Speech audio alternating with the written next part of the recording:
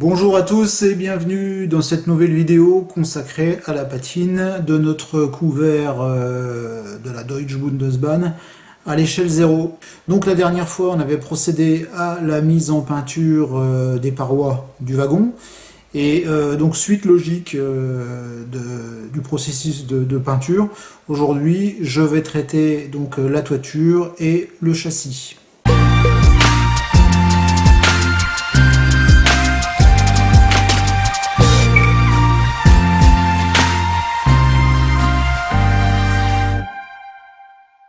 Voilà, donc j'ai apposé à nouveau des masques sur le pourtour de la toiture. Je vais commencer par la toiture. Donc pour cette fois protéger les opérations de peinture qui ont été faites en amont. Alors pour la toiture, lorsqu'on regarde les photos de référence que je vous ai déjà présentées, donc on s'aperçoit qu'on est sur quelque chose d'assez sale, mais aussi d'assez uniforme. Alors quand on a des superstructures au niveau de la toiture, ce qui est intéressant, c'est qu'on peut s'en servir pour les opérations de patine, pour donner quelques effets d'ombre et de lumière, pour avoir un contraste intéressant au niveau du toit. Par contre ici on est sur quelque chose de lisse, donc je ne vais pas essayer de forcer les contrastes ou voilà, quelque chose comme ça. Je vais quand même travailler à l'aérographe en donnant un petit peu de volume, hein. On s'aperçoit qu'ici on peut avoir une zone qui est plus claire que les côtés. Et puis donc ici on a une zone intéressante aussi. Donc sur certaines photos j'ai vu que le milieu restait beaucoup plus propre que le pourtour de cette zone-là. Donc ça va être quelque chose que je vais peut-être pouvoir prendre en compte lorsque je vais commencer ma mise en peinture et lorsque je ferai les opérations de patine. Voilà, alors pour ce faire, je vais utiliser trois teintes différentes. Alors je vais déjà utiliser, je vais revenir avec mon 0,74, mon Dark Brown, dans lequel je vais mélanger un petit peu de 101, qui est du sable désert égyptien, parce que là je suis quand même un peu trop foncé, donc je vais éclaircir un petit peu, je vais donner un peu de punch à ma teinte avec le jaune sable, et puis je reviendrai après créer un petit peu des lignes, justement c'est ce que je disais tout à l'heure, donner un petit peu de relief, en rajoutant encore un peu de jaune et en ajoutant un petit peu d'orange translucide. J'en utilise assez souvent pour donner un petit peu les effets rouille, un petit peu la poussière rouille, etc., etc. Donc là, on a généralement plutôt au niveau du châssis des effets rouille, mais ici avec les caténaires, il arrive parfois aussi qu'on ait même si c'est moins flagrant que sur le châssis, que l'on ait une petite teinte un peu tirant sur le rougeâtre très très pâle, rose, orange, enfin voilà. Donc c'est avec ça que je vais donner un petit peu tous ces effets. Alors pour commencer, je vais déjà, dans mon aérographe, mélanger ces deux teintes-là. Voilà, donc mon mélange est prêt. Je vais commencer donc la mise en peinture de ma toiture. Alors je pose mon aérographe. Je prends donc le modèle qui est quand même assez imposant. Et donc je vais commencer à peindre en donnant des coups d'aérographe perpendiculairement aux grandes parois dans le sens de l'écoulement des eaux de pluie. Alors je vais dézoomer un petit peu, hop, voilà, et on y va.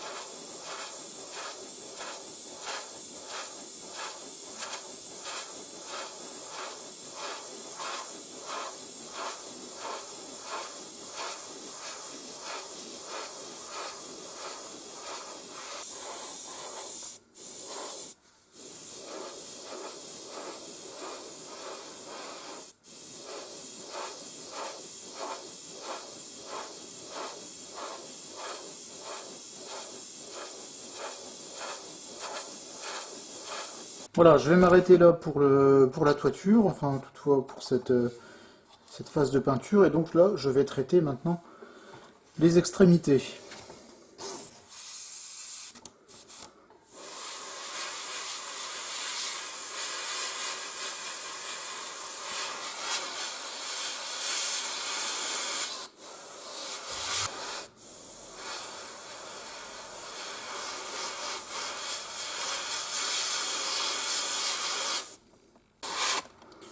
Donc là, j'accentue un peu les ombres au niveau de la base de la toiture.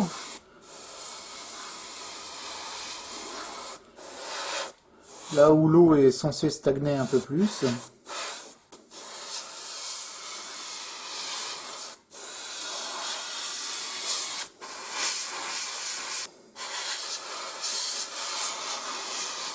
Voilà, donc je vais m'arrêter là avec cette teinte. Je vais maintenant éclaircir un petit peu donc la couleur que j'ai dans le godet pour accentuer un peu les différentes marques au niveau de la toiture. Voilà, donc j'ai maintenant une teinte beaucoup plus claire que celle que j'avais avant. Donc je me suis servi comme base la teinte que j'avais avant et donc que j'ai éclairci avec du jaune égyptien. Donc on voit ici, là j'ai fait un petit essai pour purger mon aérographe de la peinture que j'avais précédemment. Et donc on voit qu'on est quand même sur quelque chose de beaucoup plus clair. Et donc là, je vais utiliser la même technique, c'est-à-dire que je vais peindre dans le sens de l'écoulement des eaux de pluie, mais en essayant d'être un peu plus light et de simplement créer quelques reliefs, quelques zones d'ombre plus claires, mais je ne veux surtout pas trop insister pour ne pas trop en faire.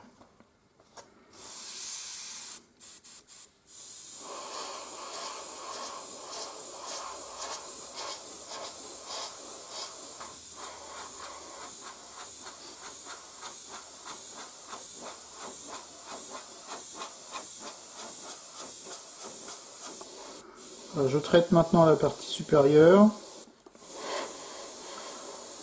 pour accentuer un peu la luminosité.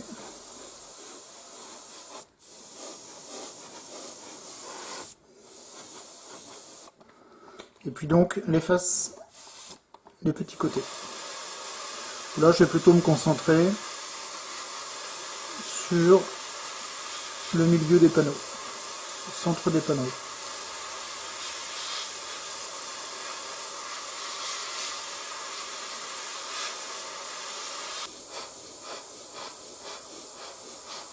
Donc comme vous le voyez, hein, je reviens aussi fréquemment sur le travail déjà accompli, parce que je ne réalise pas mes éclaircies en une seule fois.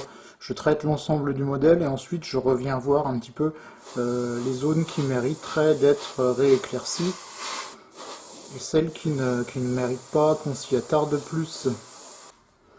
Voilà, je vais m'arrêter là.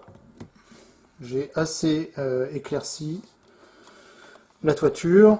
Maintenant donc je vais reprendre mon 0,74 avec un petit peu de jaune égyptien et donc je vais ajouter cette fois, comme je vous l'avais dit au début de vidéo, du clair orange 506. Voilà, donc j'ai fait mon mélange, je vous fais une petite démo de ce que j'obtiens. Voilà, j'obtiens un brun qui tire vraiment sur le orange, sur des tons rouilles, donc pas trop couvrant. Et donc je vais cette fois traiter l'ensemble de la toiture en appliquant un voile léger sur l'ensemble. Allez.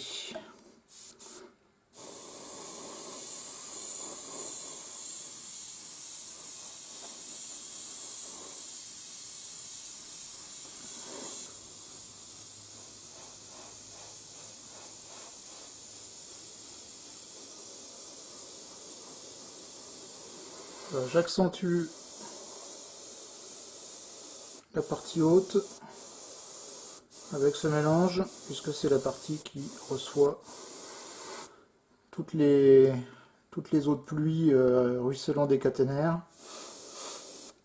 Voilà, je vais m'arrêter là, faut pas trop en faire, faut garder quand même la vision du travail qu'on a fait précédemment. Là on voit encore les différentes lignes.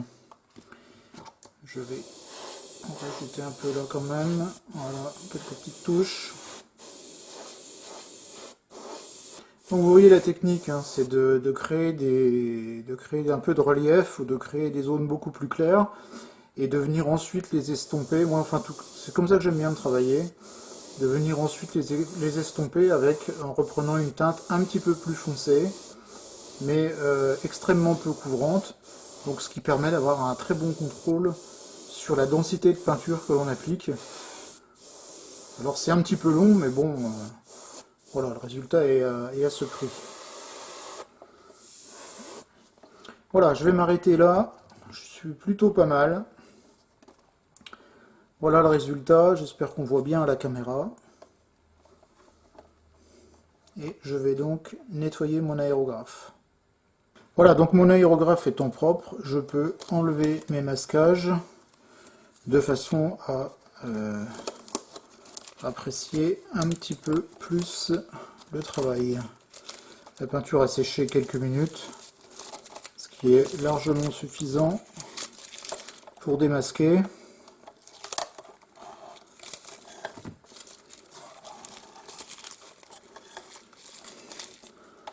Voilà, donc je vais dézoomer un petit peu.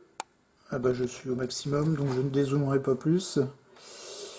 Ça n'a pas débordé, je suis plutôt content du résultat. Voilà ce que ça donne. Donc maintenant, je vais traiter le châssis. Donc comme je l'avais dit également, alors je vais déjà me débarrasser sans faire de casse. Hop, je vais déjà me débarrasser de ça. Donc ce que je vais faire avant d'entamer la véritable patine du châssis, je vais utiliser du Real Color 022 qui est du Rubber Black, donc qui est un noir qui tire un petit peu sur le brun.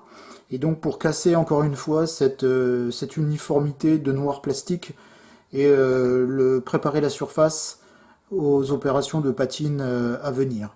Voilà, donc là c'est vraiment quelque chose de très simple, simplement une couche très légère de 0,22 et le travail sera prêt pour la suite qui va se passer au pinceau. Voilà, je prépare ma peinture et on se retrouve.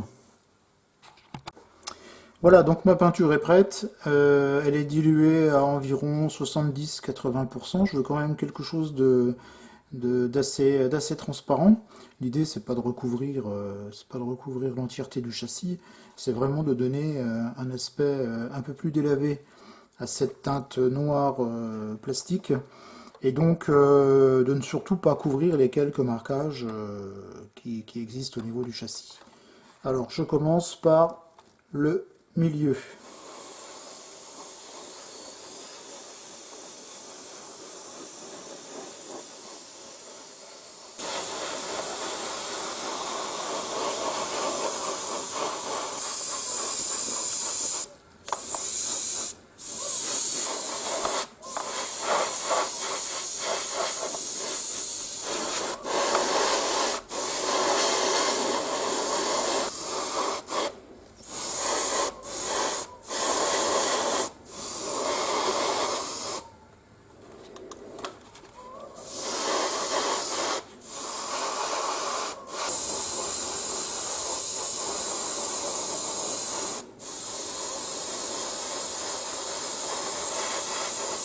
Voilà, je viens de nettoyer mon aérographe et puis mon espace de travail, hein. J'ai fait un petit peu de nettoyage de façon à y voir un petit peu plus clair. Donc le résultat des travaux d'aujourd'hui, donc le châssis qui a pris quand même une teinte un petit peu plus mate et un peu moins foncé, hein. Le noir en modélisme, c'est quelque chose qu'il vaut mieux éviter, sauf dans des cas vraiment très précis.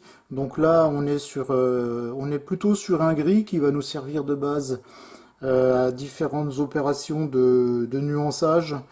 Ça, on verra ça dans une prochaine vidéo. Et puis donc au niveau de la toiture, qui pour moi, au stade où j'en suis, est considérée comme étant pratiquement terminée.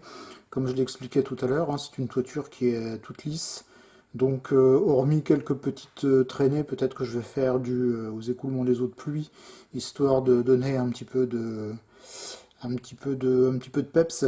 Sinon, pour le reste, de toute façon, je n'irai pas beaucoup plus loin, je pense, à moins que je change d'avis en cours de route, comme ça m'arrive souvent. Mais je pense que je n'irai pas beaucoup plus loin donc dans les opérations de patine au niveau de la toiture. Voilà, donc vous aurez remarqué également que j'en ai profité pour traiter les roues, hein. Donc voilà, j'ai simplement mis une couche de rubber black hein, dessus pour les préparer un petit peu parce qu'elles avaient vraiment un aspect trop artificiel.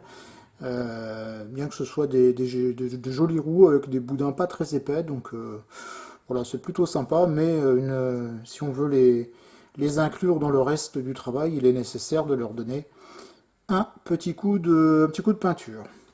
Voilà, j'espère que vous avez pris plaisir à regarder cette vidéo. Et donc je vous dis à très bientôt pour la suite des opérations de patine de ce couvert de l'ADB.